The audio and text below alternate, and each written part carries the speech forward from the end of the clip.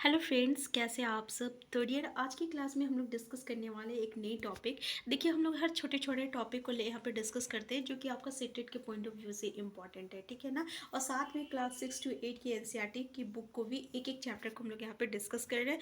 तो आज की क्लास में हम लोग एक छोटी सी टॉपिक को डिस्कस करेंगे कि मृदा में पोषकों की पुनः पूर्ति किस प्रकार होती है। मतलब कि अगर किसी भी मिट्टी में जो होती है ना, अगर उसकी जो पोषक तत्व खत्म हो जाती है, ठीक है ना, वो बंजर बन जाता है, तो उसमें कैसे उसको हम लोग फिर से जो है उसकी पोषक तत्व उस मिट्टी में ला सकते हैं। तो इससे पहले हम थोड़ा सा आपको बता दें कि ये सहजीवी संबंध क्या होता है, ठीक है ना। सहजीवी संबंध क्या होता है, जैसे कि इससे पहले हम लोग मृतजीवी संबंध के बारे में देखें। फिर आपका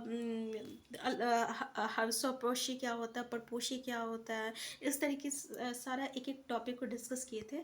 तो यहाँ पे सहजीवी संबंध के बारे में थोड़ा सा बता दें। देखिए, सहजीवी संबंध ऐसा ये संबंध होता है ना, जिसमें दो जीव जो होते हैं एक साथ रहते हैं और एक दूसरे को जो है आवास और पोषक जो है एक दूसरे के साथ बांटते हैं, ठीक है ना। जैसे कि अगर हम लोग बात करें लाइकेन की, ठीक है, तो लाइकेन जो रहता है ना, इसमें दो भागीदार होता है, एक होता है शैवाल होता है और एक होता है कवक होता है, ठीक है ना।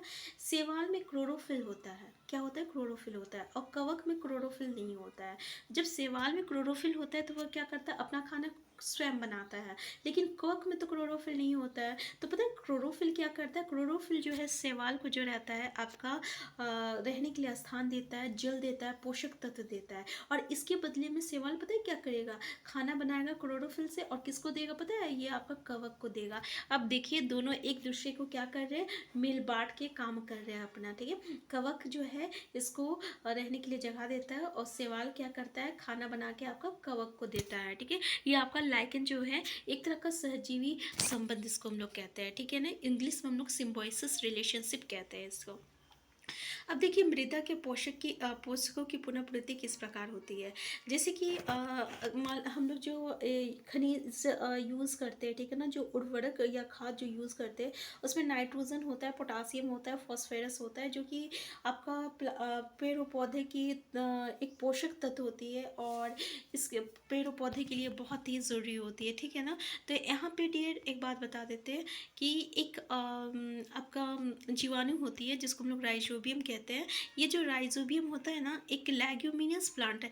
लेग्यूमिनस प्लांट वो होता है दलहन प्लांट है, इसको हम लोग दलहन पादप कहते हैं। दलहन पता है, जैसे कि आपका जो होता है ना, दाल का, चना का, इस तरीके के जो पेड़ पौधे होते हैं ना, उसको हम लोग दलहन कहते हैं। और इंग्लिश में हम लोग उसको ना क्या कहते हैं, तो लेग्यूमिनस प्लांट कहते हैं।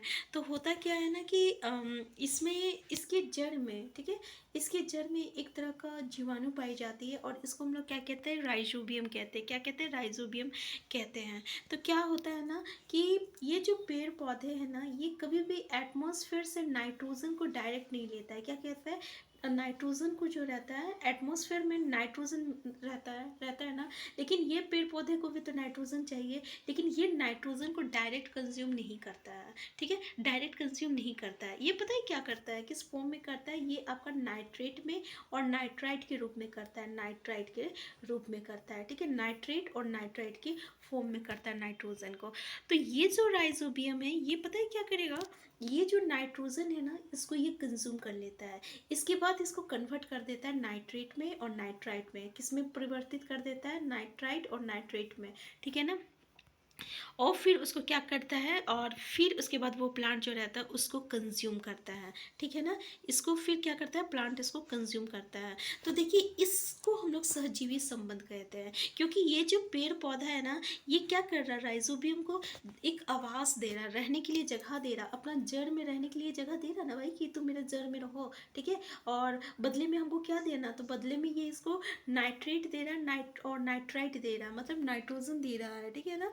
क्योंकि पेड़ पौधा जो रहता है वो डायरेक्ट नाइट्रोजन नहीं लेता है, तो नाइट्रोजन की जो ज़रूरत होती है, ये आपको कौन दे रहा है, राइजोबियम दे रहा है। और राइजोबियम को क्या मिल रहा है, रहने के लिए जगह मिल रहा है, ठीक है, और पोषक तत्व मिलती है, ठीक है ना। क्या मिलती है, पोषक तत्व कहते मिलती है। तो इस तरीके से क्या होता है ना कि ऐसी जमीन जिस जो बंजर हो चुकी है, और उसको उसकी उर्वरता को बढ़ाने के लिए, ठीक है ना, उसमें नाइट्रोजन की प्रचुरता को बढ़ाने के लिए लिए हम लोग ना दलहन वाला पेड़ और पौधे को लगाते हैं। इसीलिए बोला जाता है ना, दलहन वाला पेड़ पौधे को लगाने से ज़मीन जो रहती है वो उपजाऊ होता है। कारण यही है, क्योंकि ये जो दलहन वाला प्लान है वो क्या करता है, आपका उस ज़मीन को क्या करता है, उपजाऊ बनाता है। ठीक है ना, क्लियर हो गया यहाँ पे। तो उम्मीद करते हैं कि ये पॉइंट आपको समझ में आ गया होगा। देखिए हम लोग इस चैप्टर में ना ये सारे टर्म्स को पढ़े हैं। जैसे क्लोरोफिल के बारे में भी डिस्कस किए थे, जो कि एक तरह का ग्रीन पिगमेंट रहता है, ग्रीन पिगमेंट होता है, और इसी की उपस्थिति में प्लांट जो रहता है ना अपना खाना बनाता है। ठीक है, सूर्य की रोशनी में। शवपौषी बताए थे ना, प्लांट शवपौषी होता है जो कि अपना खाना स्वयं बनाता है। विषमपौषी उसको कहते हैं जो कि अपना खाना स्वयं नहीं बनाता है। ठीक है, उसको हम लोग विषमपौषी कहते हैं। परपोषी केस में जो दूसरे को अपना पोषक तत्व दे रहा है, जैसे अमर बेल और कस्क्यूटा जो था ना, वो क्या था आपका, वो मतलब अपना खाना खुद नहीं बनाता था क्योंकि इसमें क्लोरोफिल नहीं है। तो वो जो पेड़ था, ठीक है ना, ये पेड़ जो है वो आपका कस्क्यूटा को, अमर बेल को क्या देता है, अपना पोषक तत्व देता है। तो वो प्लांट क्या हो जाता है, परपोषी कहलाता है। कीटवच्ची पादप बताए थे ना, ऐसे पेड़ पौधे जिसको हम लोग खटपर्णी यानी पीचर प्लांट, जिसको हम लोग पीचर प्लांट कहते हैं इंग्लिश में। ठीक है, तो ये जो पीछे प्लांट रहता है ना, ये क्या करता है, आपका कीटाणु को या कीड़े मकोड़े को जो रहता है खा जाता है। ठीक है, इसको कीटभक्षी जो है कहते हैं। पोषक तत्व वो चीज़ रहती है, पोषक जो कि आपका भोजन में उपस्थित रहता है, जैसे कि मिनरल्स हो गया, आपका फैट हो गया, विटामिन हो गया। ठीक है, जो कि हमारे शरीर के लिए ज़रूरी होती है। परजीवी, परजीवी क्या था, तो ये जो परजीवी जो आपका उस कस्क्यूटा प्लांट जो कि आपका परपोषी में है, उसको हम लोग परजीवी कहते हैं। प्रकाश संश्लेषण, प्रकाश संश्लेषण के ही द्वारा जो है आपका पेड़ और पौधे जो है अपना खाना बनाता है। ठीक है ना, और इसको हम लोग इंग्लिश में फोटोसिंथेसिस कहते हैं, जिसमें इसको कार्बन डाइऑक्साइड की उपस्थिति में और वाटर के प्रेजेंस में, क्लोरोफिल के उपस्थिति में और सनलाइट की उपस्थिति में ये खाना बनाता है और एनर्जी रिलीज करता है, वाटर। ठीक है ना, मृत्यजीवी और ऑक्सीजन भी रिलीज़ करता है, क्योंकि पता है ना कि प्लांट क्या रिलीज़ करता है, ऑक्सीजन रिलीज़ करता है। ये ऑक्सीजन हम लोग कंज्यूम करते हैं, और हम लोग क्या रिलीज़ करते हैं, हम लोग जो है CO2 रिलीज़ करते हैं, जो कि प्लांट कंज्यूम करता है। मृतजीवी बताए थे ना, जो मशरूम होता है वो आपका मरे और सड़ा हुआ जो चीज़ होता है उसी से वो अपना पोषक तत्व होता है। ठीक है, तो ये मृतजीवी में आता है।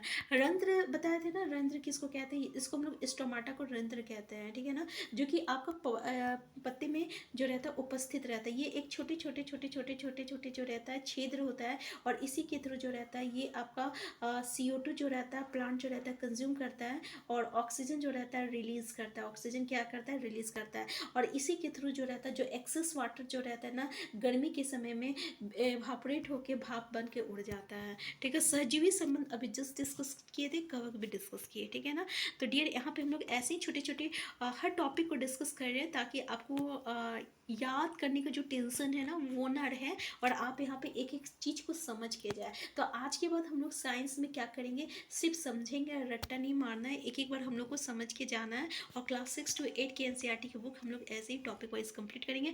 हम फिर मिलते हैं नेक्स्ट क्लास में। अगर आपको कोई भी चैप्टर पढ़ना हो तो आप कमेंट बॉक्स में ज़रूर बताइएगा। ठीक है ना, और चैनल में नए हैं तो सबसे पहले चैनल को सब्सक्राइब कर लीजिएगा। Thank you.